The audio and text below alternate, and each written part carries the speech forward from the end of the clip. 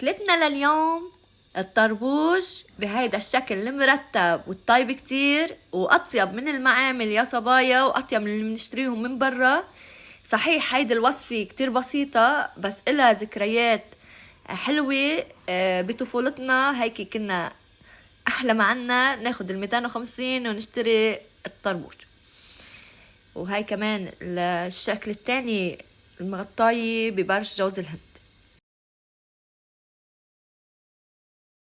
بدنا 4 حبات من بياض البيض، كباية من السكر، ربع كباية من المي، ملعقة صغيرة من الفانيليا، نص ملعقة صغيرة من الملح. منحطهم على حمام مائي ونضلنا نحركهم بهالطريقة ليدوب معنا السكر.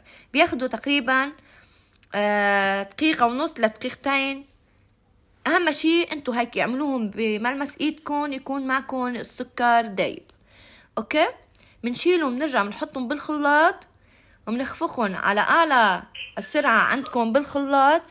اوكي، لمدة اذا بالعجانة لمدة تقريبا شي 10 دقايق. اذا عندكم الخلاط الكهربائي هداك التاني للخفق البيض بياخد معكم شي تقريبا شي 15 دقيقة. بتصير هيك النتيجة عنا الكريمة تصير بمرحلة الميرينج.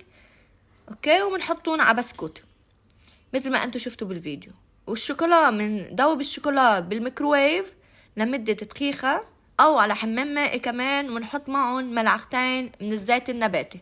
واذا عندكم زبدة الشوكولا حطوا ملعقتين من زبدة الشوكولا. بس مبدئيا نفس النتيجة. اوكي، وهيك نحن رجعنا غطيناهم بالشوكولا. شوفوا ما شاء الله هودي قبل ما نحطهم بالبراد، بما نحن سينا الشوكولا حطيناهم نص ساعة بالبراد لتماسكوا اكتر. اوكي، هيك كانت النتيجة. رجعنا حطيناهم بالبراد، اقل شي تحطوهم ساعة او ساعتين لتجمد معنا الشوكولا. شوفوا ما شاء الله النتيجة رائعة. هيدي الأكلة الطيبة والسهلة وعن إلها ذكريات كتير كتير حلوة نحن وصغار، عن جد كتير طيبة.